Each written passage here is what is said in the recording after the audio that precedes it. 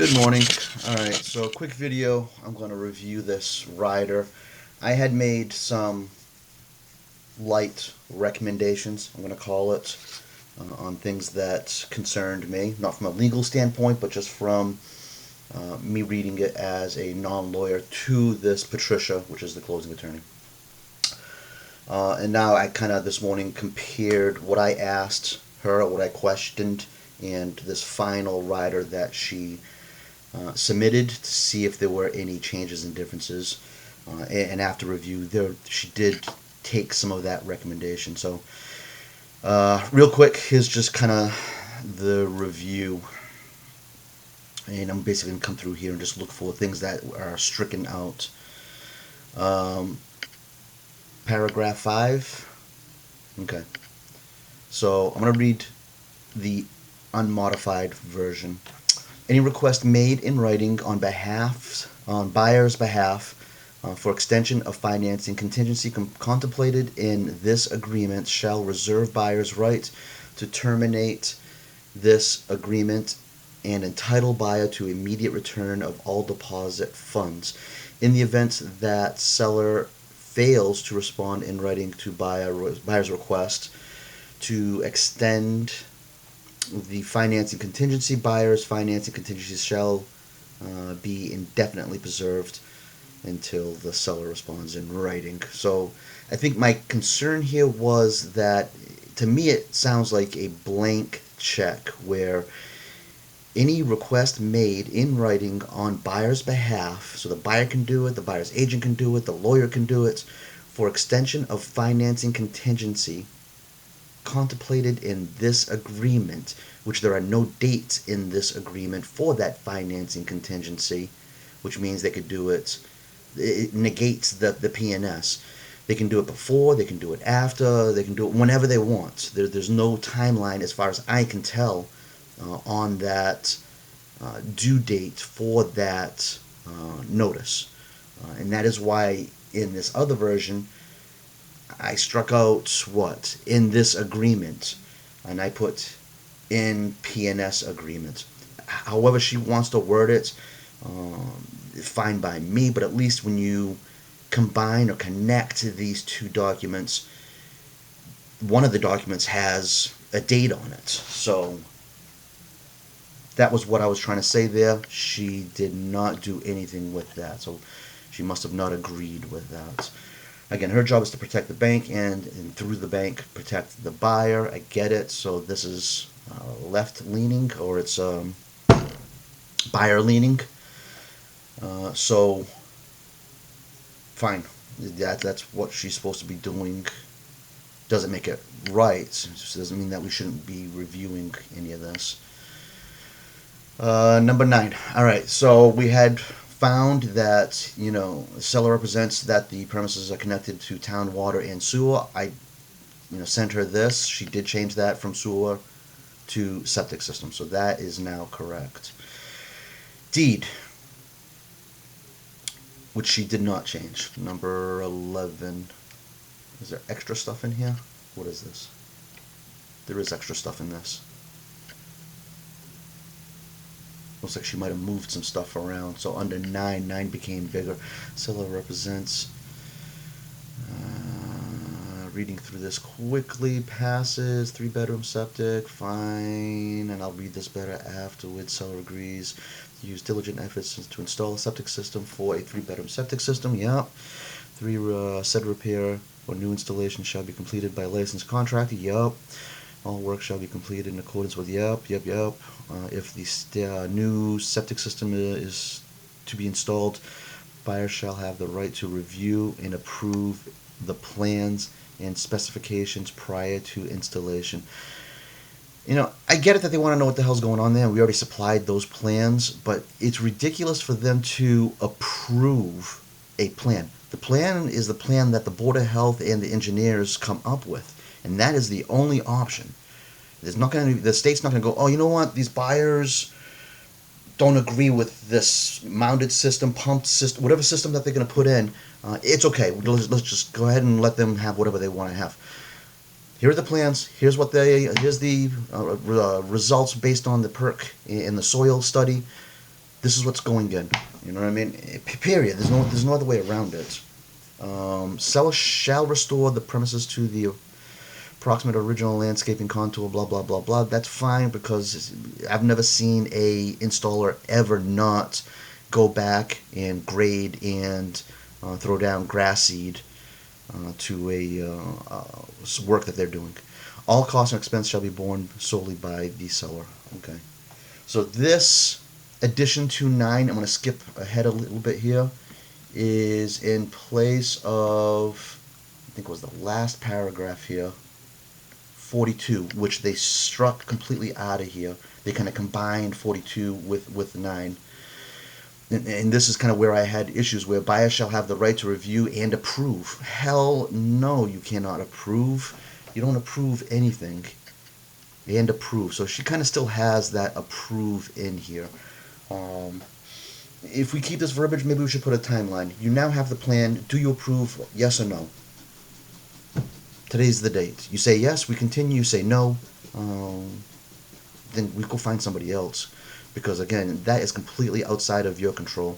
It is the engineer and the Board of Health that dictates what is going in there. We don't want them to come back and have the power to come back at closing and say, you know what, we don't approve of this septic system. We're walking away. And that's what we're doing here, is we're giving them unfettered, the ability to cancel, move on, mess with us, and do it with no dates. So that's all these contracts are supposed to do, is, identify certain things that are important to both sides, and then put dates to those things that are important to both sides, so that if we meet those requirements by those dates, we continue to move on with confidence that we're going to a closing. This puts us in a position where at any time they can say, I don't approve of the septic system. So maybe you guys can tell Matt and Elizabeth, or express to Matt and Elizabeth this kind of stuff, and say, you know what, this line here, put a date on it. This line here, put a date on it. We need an email back stating that that this is no longer an issue, and should be stricken from the stupid contract. But at least if we get an email, then we can move on. It was something from the buyer's agent, or the lawyer, or both, saying, see that the buyers are okay with the septic plan. Section C of this paragraph 9 is no longer, it's null and void. It's no longer a thing. All right. So back to, I think it was 11.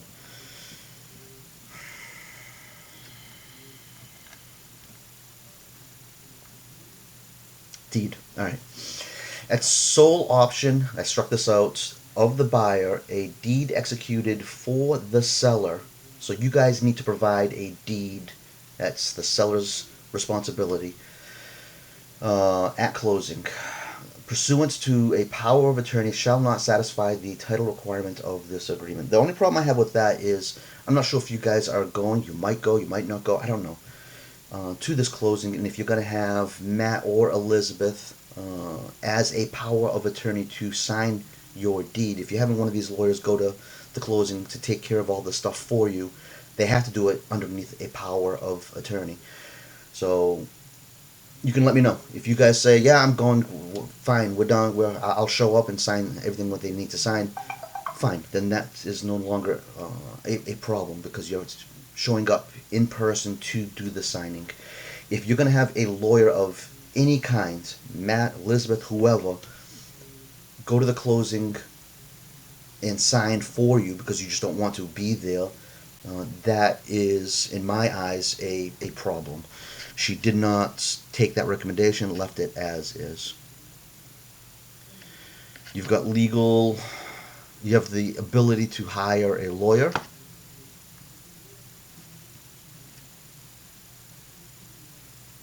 Other than the divorce attorneys, because they don't want to work on this. They really don't. 37.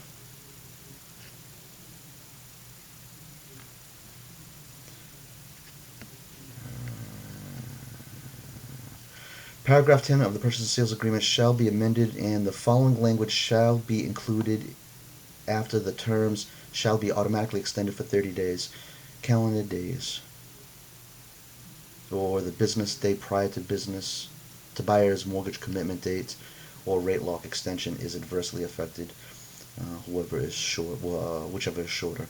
I would have to look at that purchase and sales and see what paragraph 10 to see what that is all about. It's basically giving them 30 days more if they have issues with, I'm guessing here, the commitments. So if they're afforded that ability, why can't they afford that ability to us with the same exact verbiage?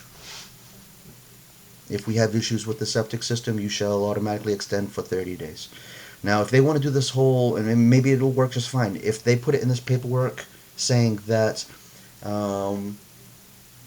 they'll give us 10 days until after the certificate of conformance, and then leave the certificate of conformance open-ended. So if it's today, it's today, 10 days from today. If it's next month, it's next month, 10 days from next month. If it's 2 months from now, 10 days from 2 months from now. All right, maybe that will work. Maybe we don't need it. Maybe that's better than the 30 days. So something to consider. Okay, so this was the 42 that she deleted completely. 41, she moved 42 up to 9. I had an issue with the whole approve thing. And again, she moved everything up, but she did not delete it. That's the review of this, because it still says and approve. So we should probably put that in there. Maybe I should send an email and say, listen, I get it. You moved this up there to here. It was nicely hidden. But the approve thing is not something that is a function or something that the buyer has the ability to. You've got the plans right now, yes or no. And if they say yes, we agree to it, fine. So now strike it from this. Send us a new revision or put a date in there, whatever. Make it so that they don't have the power to just leave at any moment, is what we're basically saying. So, all right, so that's a review of the rider that I had marked up. And again, I'm not supposed to be doing that, but I did it. And I hopefully told them that I don't have the ability to change. They know that the change contracts, but I'm just doing it as a representative to you two, and it's a light recommendation question only, and they can do whatever they want to do, which obviously they did. So, all right. Hope you're having a good morning. I'm going to send an email to the 4, Matt, Elizabeth, and then you two guys. Not with this video, but with some other stuff, to see if maybe we can kind of get this thing shored up, figured out, signed, so we can move on. Hope you're having a good morning.